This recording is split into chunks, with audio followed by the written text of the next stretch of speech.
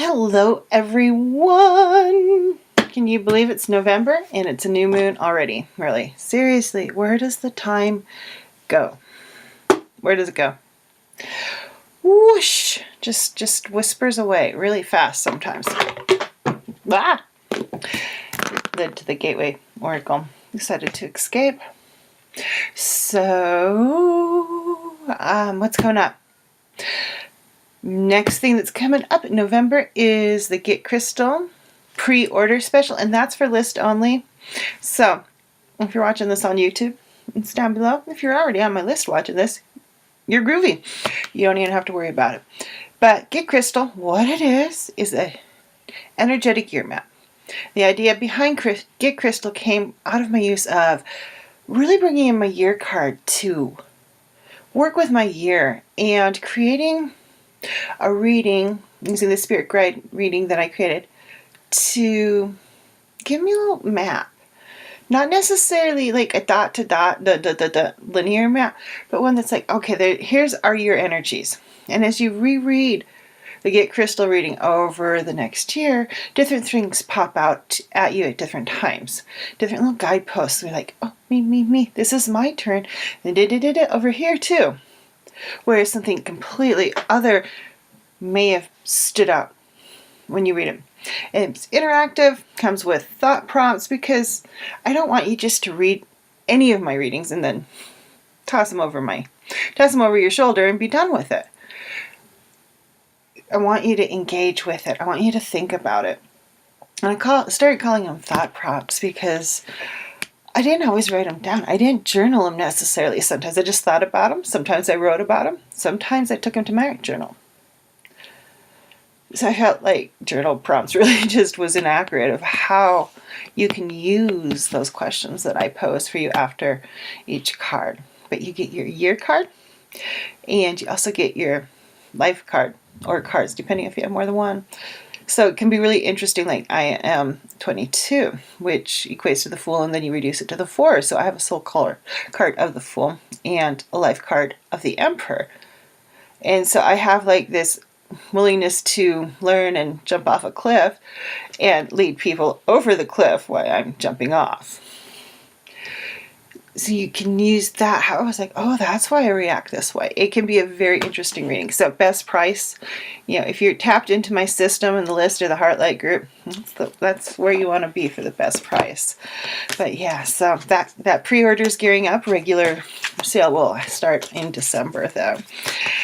But it's exciting. It's one of my favorite readings to do, frankly. And yeah, it's just a fun reading. It's a good one. So that's going to be coming up for the pre-order about middle of November. And regular sale goes on sale December 1st if you want to not be tapped into my system and get the best price, along with exclusive content and some other stuff that goes on in there. And other than that, I think December 5th, tentatively scheduled so far, barring any horrible weather incidences and satellite internet. Big snows in satellite internet. It doesn't work so well. We're going to be having a little webinar live, and it's looking like it's probably going to be talking. We're going to be doing a little bit of releasing this year and working on bringing in what we want to bring in for next year, starting that transition month. I always see December as like the transition month. It's like I'm going from this energy into this energy. It's like the year I had my death card. Oh my God, I got so into my death card by the time that year was over. I mean, the first part was like, no. And then a couple months later, I'm like, maybe. I'm like, and then a month later, I'm like, okay. And then by the end of the year, I'm like, let's do this. And then by that time, I flipped over into the Hierophant. It was like tripping, as I was so engaged with that death energy. I even had like a dream about it where I was like being reborn perpetually in my basement, and then the spaces that I was crawling through kept getting smaller and smaller, and my dead cat Tamsin was there. He was my familiar, so it wasn't really surprising that he was there. And it's Snake, and my death card is just like, what did they say? Oh, something like, just finish it or something like that. And in the dream, it made perfect sense. And then when I woke up, I'm like, what the hell did they mean by that? And then basically it was just, you're fine, stop it, move on. But going into the other energy of the Hierophant, because death is, and that willingness to move and to change so much, that I had embraced it so well by the end of the year. I'm like, no, I don't want to go. It was really like this energetic stumble as I stumbled into the Hierophant energy, which turned out to be really, really cool. I had no idea what was going to happen in my Hierophant year card, because I've never had a real good feel for that tarot card. I always been kind of like, it's always been a very lukewarm, lackluster card for me. And it turned out, once I started thinking of the Hierophant as more like Yoda, it really made a lot of sense. And I used that kind of Yoda idea to apply it to my life. And it was really, really cool. I learned a lot about myself as a teacher and a spiritual leader through the Hierophant. And so it was really cool. You can, those cards that you don't quite understand when you get them for a year can really be informative. So, okay, let's get into the reading here. We got the Gateway Oracle cards and the Star Child Akashic Tarot. Okay, let's get a card. Okay. Ooh. Soaring into Joy. Woohoo! I feel like we can use some joy. It's just been a lot has happened. A lot happened. And so got September and October. A lot happened there at the end. Just really, it's exhausting and wearing. And I think we need to remember this in that exhaustion, especially in months where you have like several horrible events happen all within the same week, in the same time period. And some of those just, it's like condensed tragedy. It's like, and then it's on to the next insane thing. And that's kind of how it's like this process of tragedy and insanity keeps accelerating. And we're part of that. We can't not be part of that, frankly. We live in the world. We are engaged in it. We have to be engaged in it. If I don't engage with you, I don't have a business. If you don't go to work, you don't have a job. If you don't have those things, we don't have the energetic interaction we call money to pay for what we need to survive in this world. So you got to go out into it. You do have to engage with it, but it's your response, your reactions that you can control. And I feel like this is a reminder, soaring into joy. So the thing, childlike wonder fills my life, that we need to see the wonder, to see those small little joys. And full moon, I talked a lot about kindness and civility and that stuff, because those small civilities, I'm talking like the small things, please, thank you, holding doors open for people with their arms full, even if there is a handicap thing. I love those things in college. When they start putting them in, you just like hit them with your hip and door opens, your arms are full. Because all your reference books don't fit in your pack. Oh, those things were bro. They're still bro. But see, that's a small joy. It's really small and almost silly, but it made my life easier because I didn't have to try and figure out how to open the door. Bam, with my hip.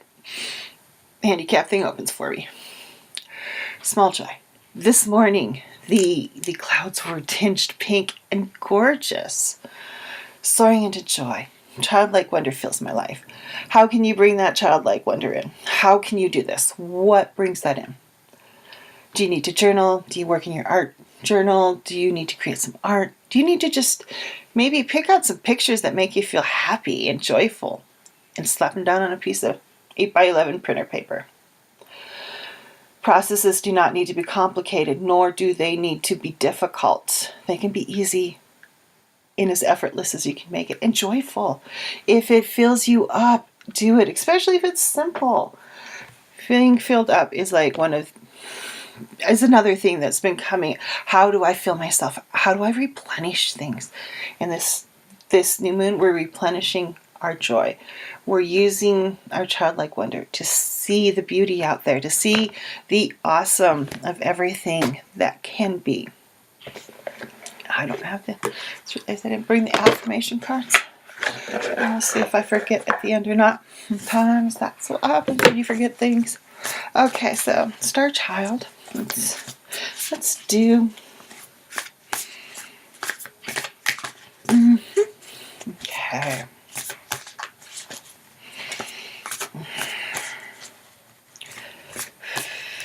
I am almost there.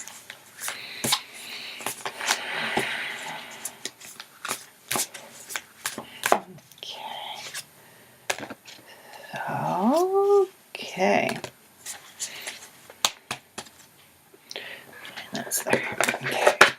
Does that have to stop and think with this deck because there's several cards that she uses a non-traditional name for, which is fine. I think it really works in the context of this deck, and she chose good ones for her deck. So, okay, gonna start out with the fun card, Nine of Swords, and I feel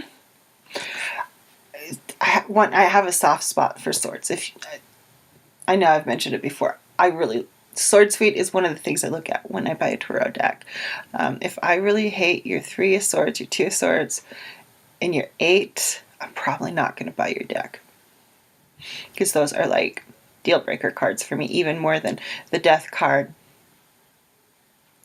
is. And the Lovers. Lovers almost totally sucks. Almost every single deck, the Lover is kind of like marginal to just, oh my god, what the hell. But Swords, oh, I love the Sword Suite. Even though it's like the Debbie Downer. But I feel like one thing I really like about the Star Child deck, at least the Akashic, I don't have the original one. I wish I had the original one, but I don't. Is that like the 8, 9, and 10 feel more empowering than a lot of decks. It's less impaling and more about how do I stop feeding the crap? How do I stop feeding what's impaling me in getting in my way? How do I go past these obstacles and really find what is empowering? And I'm going to use the word power in this because I feel that we need to start reclaiming the word power in a way that includes things like love, kindness, civility, joy, compassion, and those things as empowerment, as opposed to power being power over something. We're not talking about the power that controls you, not talking about the power that compels people out of fear. We're talking about power of feeling good about yourself, feeling secure in your being, that you can you go do what you need to do and not be afraid of it. So, how can you step into power? How can you stop giving your power away? How can you stop feeding the fear in the world? What is that going to take? And that may mean moving over to the dark side a little if you're a little too in the light. Whether that be shadow work or exploring other ways of doing magic that a lot of people are afraid of. There's things like I'm becoming very interested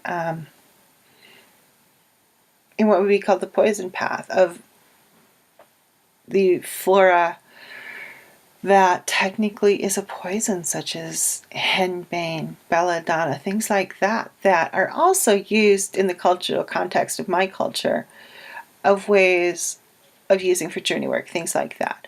And understanding the ones you shouldn't use and the ones that, and how you work with them. And energetically engaging with them even before starting an actual physical work. That kind of stuff. That stuff that's a little spooky and scary, even for us spooky fairy, for people who are interested in witchcraft and different forms of spirituality. So exploring those things that may be a little dark, seem a little darker, a little more scary, and not so out in the light. How can those things be empowering? How can exploring anger, righteous anger, as a path to societal change, to a path for the change of yourself, to bring you into your power and disengage from feeding what you don't want to be feeding. So there's that. 9 of Swords there. And then we move into Serenity. And this is 9. So that would correspond to, I hold up 4 fingers. 9. 9, which corresponds to the Hermit. So if you're kind of curious as to which card this is in a traditional deck, it would be the Hermit. Unless I'm remembering wrong, but I'm pretty sure 9 is Hermit. And this is very much a card of, I feel like it really plays in with this, of using childlike wonder to help find that power, to help feel that. Even though we may be exploring some of the darker aspects of self and of our spirituality paths that we are interested in, it's that childlike wonder we're going to use. Even though I'm interested in things that are a little not so good for you and too much. If you do it wrong, you're dead. I can have a childlike wonder in there. Doesn't mean I can't be scholastic and logical and very methodical about it. But, how can I find that joy in working with the energy of a plant, of working with the energy of ancestors and of the season and whatever is speaking to you?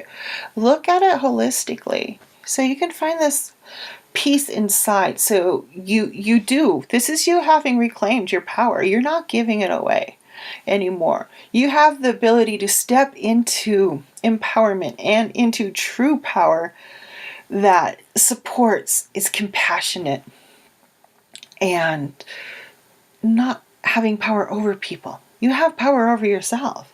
And that is probably one of the biggest, most powerful things you can do. So we have this ability. As we move towards the full moon, I want this new moon into the next full moon. Work on these things of finding what the darkness is. What are the darker things? What are you feeding to that you need to stop feeding to create, step into your own power? And how can you bring this childlike joy into it, even if you're exploring the darker aspects, so you can reach this point of serenity and feel really, really good and juicy about yourself. Empowered, secure, grounded, safe, knowing. It's a pretty potent place to be. Okay, I'm going to go grab the affirmation card.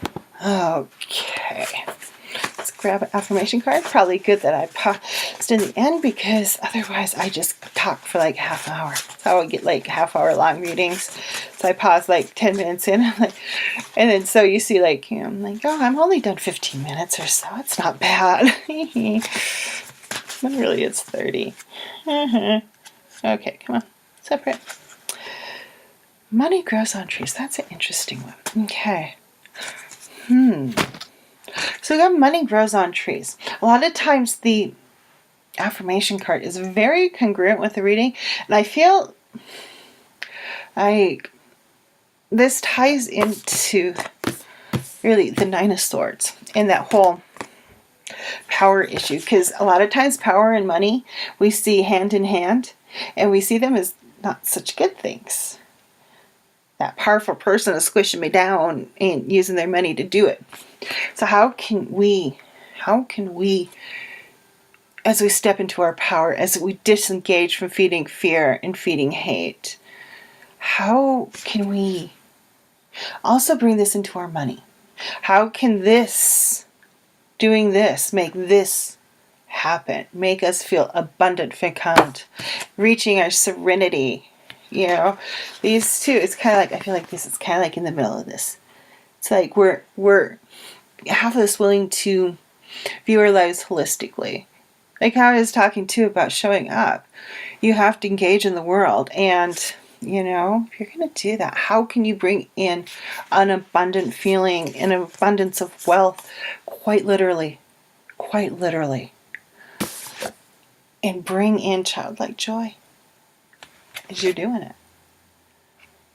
Let's just step into our power, have fun with it, explore some of the darker aspects of things you may be interested in, so you can be empowered and reach that serene state of being, and knowing that you are completely supported in your endeavors, that your fear that it's not going to happen is maybe unfounded, or maybe it's just a matter of changing a mindset. Sometimes how we think can be a huge factor in what happens, and finding ways to feel things like money grows on trees. Okay. So let's do a little light language transmission and wrap her up. Demiklasitorosimaikenarika ayusikatoshin. Hayanimo kita antana. Isitabo elemesana alapo. Hesiko anmi. Dane isna alampen. Kena adi ibudemo isuput opa ala sata adepe. Oma ela penda na idito. Zemakale bezedi. Jona adape come edareshikita adadi rakina wosh honale mane kana oi kana ali no noram petaka asasha ashaka obe edni oshni kwape bena itano ende kana me jina ole pe pona ala do ok Jipa a jipeta a ni.